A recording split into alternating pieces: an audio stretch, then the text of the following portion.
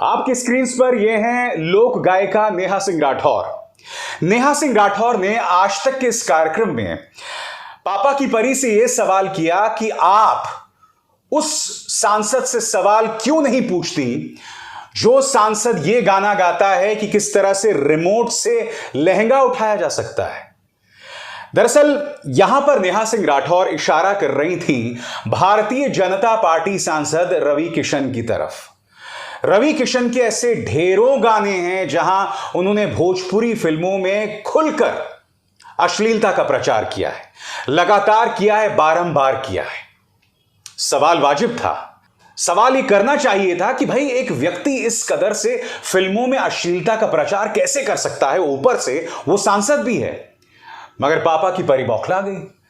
पापा की परी ये कहने लगी कि भाई जो 5 लाख वोटों से जीता हो, जनता का जिसे प्यार मिला हो, क्या उससे सवाल किया जा सकता है? इशारा लगभग इस तरफ था। आप इस बात को बखूबी जानते हैं दोस्तों कि बेशुमार ताकत के साथ जिम्मेदारी भी आती है। ये सब जानते हैं कि रवि किशन की जीत सिर्फ उनकी जीत नहीं थी। उत्तर प्रदेश के अंदर भारतीय जनता पार्टी मजबूत है, वहां पर योगी फैक्टर भी है, प्रधानमंत्री नरेंद्र मोदी का अपना करिश्मा है और इसीलिए बीजेपी इस तरह से जीतते आती है। इसको नजरअंदाज नहीं किया जा सकता। मगर सबसे शॉकिंग बात थी पापा की परी की वो बात कि जो व्यक्ति 5 लाख वोटों से जीत चुका है, क्या उससे सवाल किया जा सकता है? यह है हमारा मीडिया। क्या इस मीडिया से आप ये उम्मीद कर सकते हैं कि हमारे मुद्दे उठाएंगे? क्योंकि मैं आपको याद दिलाना चाहूंगा दोस्तों, यही पापा की परी भोजपुरी फिल्मों में अश्लीलता फैलाने वाले एक और कलाकार जो अब भाजपा के सांसद भी हैं, माननीय रिंकिया के पापा मनोज तिवारी को अपनी मोटरसाइकिल के पीछे बिठा के इस तरह से शोज करती हैं। चेहरे पर प्रसन्नता देखिए, मुस्कान देखिए। इस मुस्कान के सामने भारतीय जनता पार्टी का कोई कार्यकर्ता शर्मा जाए। पापा की परी के चेहरे पर जो मुस्कान है, जो खुशी है, ऐसा लगता है कि उन्होंने जिंदगी की सबसे बड़ी उपलब्धि हासिल कर ली। ये सवाल सिर्फ विपक्ष से पूछती हैं, इसीलिए वो बहिष्कृत लिस्ट में शामिल है, इसीलिए वो 14 एंकर्स की लिस्ट में शामिल है। शर्म इनको मगर आती नहीं। ये लोग ये कहते हैं कि भैया जो 5 लाख वोटों से जीत गया उससे सवाल थोड़ना होगा। हकीकत यह है दोस्तों कि हमारी मीडिया की दुर्दशा का कारण भी यही है कि ये लोग ताकतवर के सामने, सत्ता के सामने पूरी तरह से नतमस्तक हैं। क्योंकि अगर ये सवाल करना शुरू कर देंगे तो इनके सारे राज सामने उभर कर आ जाने वाले हैं। और शर्म की एक और मिसाल सामने उभर कर आई दोस्तों।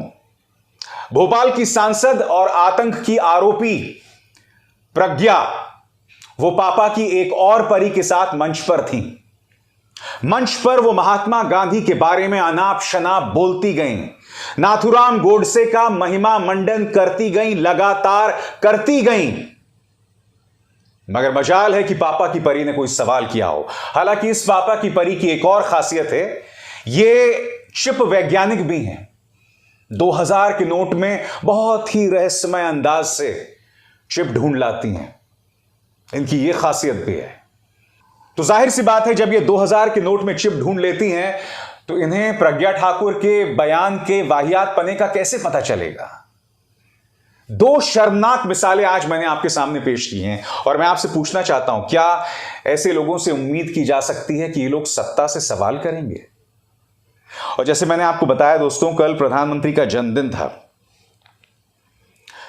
गोदी मीडिया में होड़ लगी हुई थी कि कौन ज्यादा चाटुकारिता प्रधानमंत्री की करेगा। इनफैक्ट कल इंडिया को एशिया कप में शानदार जीत मिली थी। मोहम्मद सिराज ने 6 विकेट लिए थे दोस्तों। मगर उसका श्रेय भी बीजेपी जो है वो प्रधानमंत्री नरेंद्र मोदी को दे रही थी। उसकी चर्चा कुछ देर बाद। मगर इंडिया टीवी के संपादक ने चाटुकारिता की किस तरह से तमाम हदें पार की, आपके सामने मिसाल देखिए। युवा अवस्था में घर छोड़कर हिमालय जाना, साधु बनते संघ का आजीवन व्रती प्रचारक बनना, सीएम बनकर गुजरात की तस्वीर बदलना, लोकसभा में पार्टी को 2 से 303 तक पहुंचाना। नहीं रजत जी, बीच में अटल जी भी आते हैं, उन्हें भूल गए आप? उनकी भी आप परम चाटुकारिता करते थे, उन्हें भूल गए प्रधानमंत्री नरेंद्र मोदी की चाटुकारिता के चक्कर में। कश्मीर से 370 हटाना, 3 तलाक खत्म करना, अयोध्या में भव्य राम मंदिर बनवाना, काशी, उज्जैन, केदारनाथ का कायाकल्प करना, जन जन को सरकारी पैसे पहुंचाने में रिश्वतखोरी का नाश करवाना, कोविड के समय 102 करोड़ लोगों को वैक्सीन लगवाना, विश्व में भारत का मान बढ़ाना, यह सब एक भागीरथ प्रयास से कम नहीं है। मां भारती के यशस्वी पुत्र नरेंद्र मोदी को जीवन के 73वें वसंत पूरे करने पर शुभकामनाएं। आप स्वस्थ रहें, दीर्घायु रहें। मैं इनसे एक सवाल पूछना चाहता हूं, जब ये कहते हैं कि रिश्वतखोरी का नाश प्रधानमंत्री ने किया है, तो रजत जी ये बताने की कृपा करें कि पिछले 9 सालों में ईडी, इनकम टैक्स, सीबीआई ने भारतीय जनता पार्टी के किस नेता के घर पर रेड मारी है? ऐसी ढेरों मिसालें हैं, कर्नाटक में सामने उभर कर आई थी, जब भाजपा के नेताओं के घरों में करोड़ों रुपए मिले थे। क्या उन पर कोई दबिश डाली गई? अडानी को लेकर ढेरों सवाल हैं, उसको लेकर तो जांच भी नहीं की जा रही है। उल्टा आप जैसे पत्रकार बचाने आ जाते हैं मोदी जी को। आपका कर्तव्य है कि तथ्यों के साथ सत्ता से सवाल करें ना। आप करते हैं? नहीं करते हैं आप। क्यों नहीं करते हैं आप? क्योंकि आपको दिल्ली क्रिकेट कंट्रोल बोर्ड में पद दे दिया जाता है। यह बात अलग है कि बेइज्जत होकर वहां से आपको निकलना पड़ता है। इतनी चाटुकारिता करने के बावजूद आपको राज्यसभा नहीं भेजा जा रहा है। आपने कभी सोचा है कि हर गुजरते वक्त के साथ आप अपनी मान मर्यादा पर चोट पहुंचा रहे हैं? कल मैंने इनके कार्यक्रम आपकी अदालत का एक छोटा सा अंश देखा दोस्तों, जहां पर रजत शर्मा ने देश के विदेश मंत्री एस जयशंकर से यह सवाल पूछा कि राहुल गांधी ने लद्दाख पहुंचकर कहा कि चीन ने हमारी जमीन पर कब्जा कर लिया, जिसके जवाब में एस जयशंकर ने 1962 की याद दिलाई। रजत जी, आपने विदेश मंत्री से सवाल पूछा कि 2020 से पहले हमारे सैनिक जिन फिंगर पॉइंट्स तक गश्त लगा सकते थे, अब वहां क्यों नहीं जा सकते? जिन जगहों पर हम गश्त लगा सकते थे, आज की तारीख में वो बफर जोन बन गए हैं, क्यों? क्या आपने सवाल पूछा कि 1962 के बाद से हमारा एक सैनिक शहीद नहीं हुआ था चीन के साथ, अब मोदी काल में 21 सैनिक शहीद हो गए। अरुणाचल प्रदेश का वो हिस्सा जहां चीन का सिर्फ एक मिलिट्री पोस्ट था, उसने पूरा गांव बसा दिया है। आपने पूछा कि चीन में इतनी हिम्मत कैसे आ गई?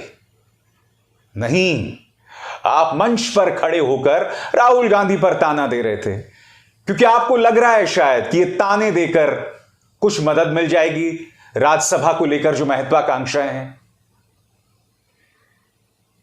एक के बाद एक कल इन्होंने शर्म की मिसालें पेश की है। क्या आपको यह लगता है कि यह मीडिया भारतीय जनता पार्टी से यह सवाल करेगा कि कश्मीर में शहीद हुए इन 3 सैनिकों की शहादत पर प्रधानमंत्री क्यों खामोश हैं, अमित शाह क्यों खामोश हैं, राजनाथ सिंह क्यों खामोश हैं? आप जानते हैं, मणिपुर में एक भारतीय सैनिक छुट्टी पर जाता है, उसे किडनैप किया जाता है और मौत के घाट उतार दिया जाता है। यह हो रहा है मणिपुर में। जिन 3 पत्रकारों की अभी अभी मैंने आपके सामने मिसाल पेश की, इनमें से एक भी पत्रकार क्या प्रधानमंत्री नरेंद्र मोदी से कश्मीर और मणिपुर की शहादत पर सवाल पूछेगा? सवाल है भाई, यही काम तो हम पत्रकारों का है। क्यों नहीं पूछेगा बताइए? जवाबदेही किसकी है? अरे जब इन शहीदों की शहादत पर वोट हासिल करना होता है तो बेशर्मी से भाजपा वोट मांगती है, तब आप इन्हें महामानव बताते हैं, यशस्वी बताते हैं। मगर जब सैनिक शहीद हो जाते हैं तो मजाल है आप कोई कार्यक्रम में कोई सवाल तक पूछ पाए। उल्टा तर्क यह दिया जाता है चूंकि एक व्यक्ति 5 लाख वोटों से जीत गया है, लिहाजा सवाल नहीं किया जाएगा।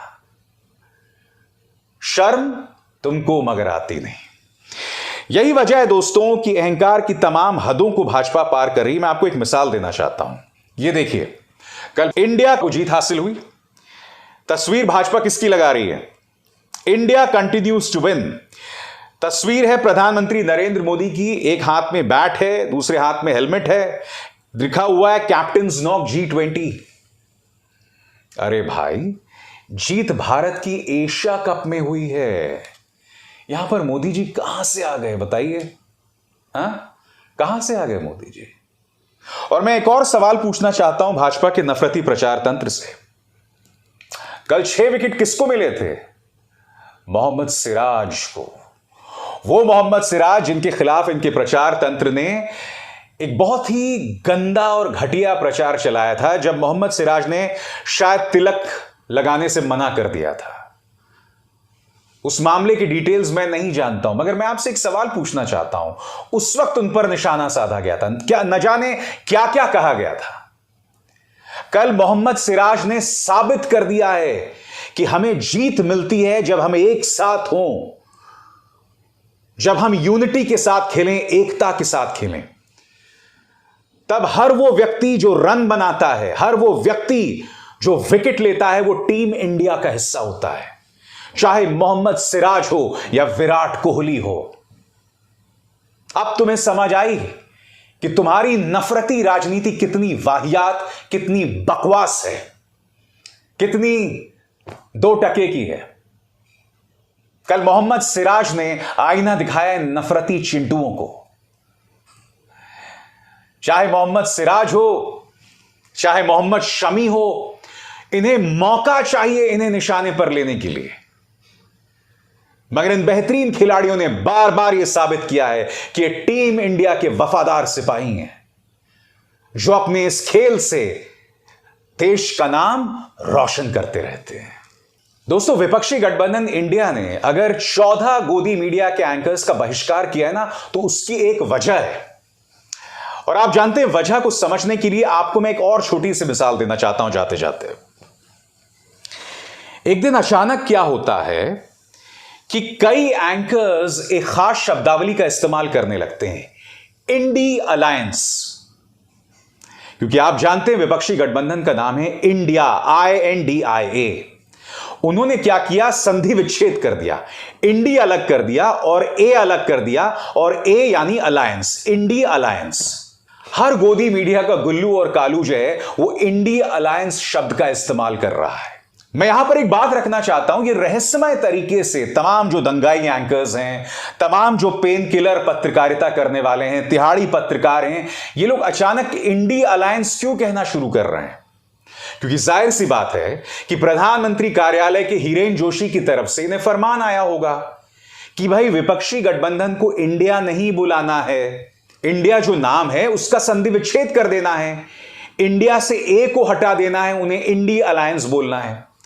मगर यह कोशिश बैकफायर कर गई दोस्तों।